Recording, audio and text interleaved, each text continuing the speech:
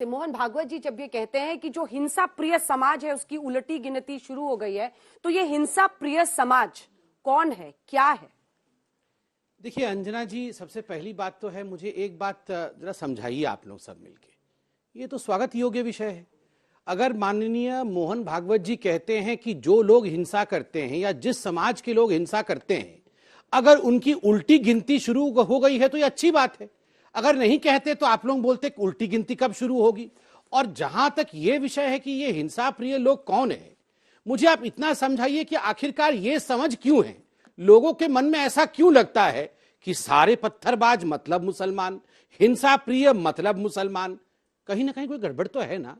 अगर सबको ऐसा लग रहा है कि मैं हिंसा प्रिय कहते ही आपको लगता है कि मैं मुस्लिमों की तरफ उंगली उठा रहा हूं, पत्थरबाज कहते ही मैं मुसलमानों की तरफ उंगली उठा रहा हूं, मैं पत्थरबाजों का अंजाम ठीक नहीं होगा, अगर माननीय मोहन भागवत जी ये कहते हैं और सारे विपक्ष के लोग हम पर कूद पड़ते हैं, तो कहीं ना कहीं विपक्ष से पूछना चाहिए कि विपक्ष की मानसिकता खराब है। पत्थरबाज मतलब मुसलमान है क्या? नहीं काम चलेगा, उत्तर देना पड़ेगा। ये नैरेटिव तो संबित भाई आप लोगों ने बनाया है। अच्छा, एक तो आप ही मुसलमानों को मजबूर करते हैं पत्थरबाज बनने पर। ओहो, हमने मजबूर किया है पत्थरबाज, मुसलमान पत्थरबाज है ये एक्सेप्ट कर लिया, और हमने मजबूर किया है पत्थर फेंकने के लिए। मतलब ऐसा नैरेटिव पूरे विश्व में, अरे पूरे विश्व में ऐसा नैरेटिव कर रहे हैं। नहीं भाई साहब, एक सेकंड, अभी भी मेरा टर्न था, मैंने अपने टर्न में से 10 सेकंड आपको दिया और आप 10 सेकंड में खुद ब खुद एक्सपोज हो गए। मैंने इनसे पूछा कि क्या मुसलमान पत्थरबाज है क्या, तो इन्होंने कहा हो ऐसा है। नहीं, मैं बता रहा हूं क्या बोला इन्होंने बोला हो ऐसा है कि मुसलमान तो पत्थरबाज है, इसमें कोई शक नहीं है, किंतु आप लोगों ने बाध्य किया है उसे पत्थरबाज बनने के लिए। अंजना जी, हो हा हो गया। अब मैं सीरियस नोट पे कहता हूं, ये जो विक्टिम कार्ड होता है ना कि हमें नौकरी नहीं मिली तो हम पत्थरबाजी करेंगे, हमारे ऊपर किसी का घर तोड़ोगे तो हम तो वो अपना बचाव करेगा। अच्छा, एक सर जबरदस्ती बुलडोजर लाओगे तो अपना बचाव करने का अधिकार है। कंप्लीट कर लूं, उसकी रोजी रोटी पे लात मारोगे गरीब की तो 20 सेकंड में कंप्लीट कर लूं। अच्छा, वो 20 सेकंड में कंप्लीट कर रहे हैं, आप ही की बारी अगली है। सुप्रिया जी जुड़ती हैं तो बताइए। 20 सेकंड में कंप्लीट करता हूं। इन्होंने कहा कि सेल्फ डिफेंस, अगर घर तोड़ोगे तो पत्थरबाजी करेगा। बाय द वे, पत्थरबाजी पहले हुई है, बाद में घर गया है, उल्टा क्रम बता रहे हैं। उस हिसाब से तो ये कश्मीरी पंडितों को माउंट एवरेस्ट फेंकना चाहिए, मतलब पत्थर नहीं, माउंट एवरेस्ट फेंकना चाहिए। कश्मीरी पंडितों के साथ 4.5 लाख कश्मीरी पंडितों के साथ जो हुआ है, एक कश्मीरी पंडित मुझे दिखा दीजिए जिसने पत्थर उठाया। अभी आपने कहा कि पहले पत्थरबाजी हुई फिर बुलडोजर चला, उसी का बदला ले रहे थे आप? नहीं, बिल्कुल नहीं, मगर ये क्रम तो इन्होंने गलत बताया ना। हाँ, तो आपने क्रम सीधा करके नहीं, क्रम सीधा नहीं किया। हाँ। उसके बदले ये हुआ है, मैंने नहीं कहा। हाँ। मगर ये इन्होंने कहा कि बुलडोजर चली तो पत्थरबाजी उचित है। इन्होंने कहा कि आप अगर उनके ऊपर उंगली उठाएंगे तो वो पत्थरबाजी करेंगे। आप बताइए, हनुमान जी की शोभा यात्रा निकलेगी तो आप पत्थर फेंकेंगे? मतलब हनुमान जी, आप कोट अनकोट कहना नहीं चाहिए मुझे, मगर आजकल ये नैरेटिव है, कोट अनकोट अगर गलती से हनुमान जी मुस्लिम इलाके में चले गए तो हम पत्थरबाजी करेंगे। ये कैसा गलत नैरेटिव है? आपको पता है अयोध्या में क्या हुआ? मैं अपने डिस्ट्रिक्ट महाराजगंज में हूँ, बहुत ही कम दूरी पर, 150 किलोमीटर से दूर पर यहाँ पे अयोध्या है। अयोध्या में 9 लड़कों को लगा कि साजिश रचनी चाहिए, तो उन्होंने मंदिरों के बाहर मीट फेंका।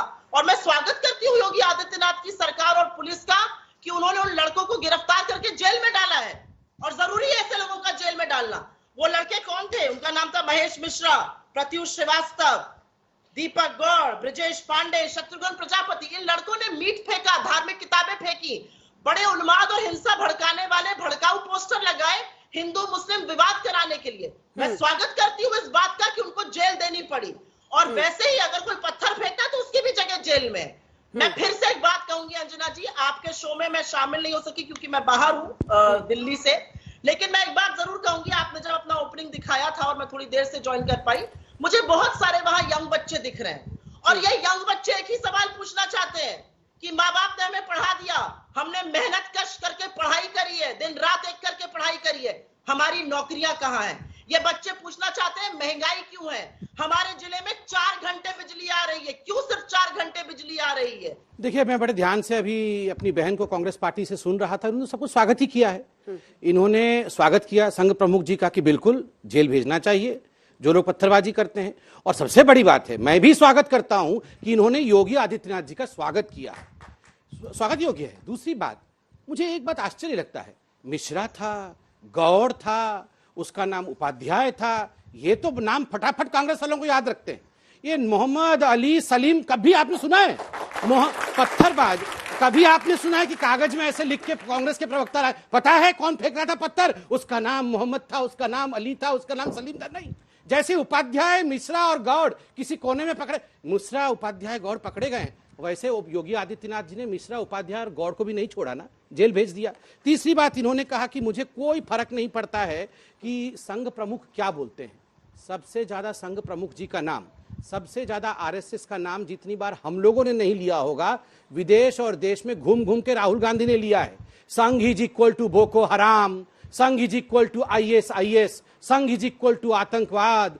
संघ से जितना खतरा है उतना मुस्लिम इस्लामिस्ट आतंकवादी संगठनों से खतरा नहीं है। ये सब किसने कहा था? अगर आपको कोई फर्क नहीं पड़ता है तो घूम घूम के राहुल गांधी को इस प्रकार का प्रचार करने की क्या आवश्यकता है? और सही बात है, जहां तक महंगाई इत्यादि का विषय है, जनता सवाल पूछना चाहती है और जनता इन्हीं सवालों के आधार पर वोटिंग भी करती है। कोई बहुत बड़ा समय नहीं बीता है, अभी 3 महीने पहले ही चुनाव हुए हैं, नतीजे आए हैं 5 राज्यों के, और जनता ने क्या दिखाया है कांग्रेस पार्टी को? यह दिखाया है। देखिए अंजना जी, मुझे कांग्रेस से तू में बिल्कुल नहीं करनी है। बहुत हो गया जद्दोजहद कांग्रेस के साथ। कांग्रेस बेचारी, अभी मैं प्रार्थना कर रहा हूं प्रशांत किशोर जी आ जाए तो कम से कम 24 तक तो रहे, नहीं तो लड़ेंगे किससे हम? तो मुझे कांग्रेस से कोई लड़ाई नहीं करनी है, मैं मुद्दे पे रहता हूं। देखिए अंजना जी, देश में बहुत सारे मुद्दे हैं। पेट्रोल भी मुद्दा है, महंगाई भी मुद्दा है, और ये जो हिंदू मुसलमान पत्थरबाजी, ये भी एक मुद्दा है। ये संस्कारों का विषय है। सभी विषयों पर चर्चा होना चाहिए, खुल के चर्चा होनी चाहिए।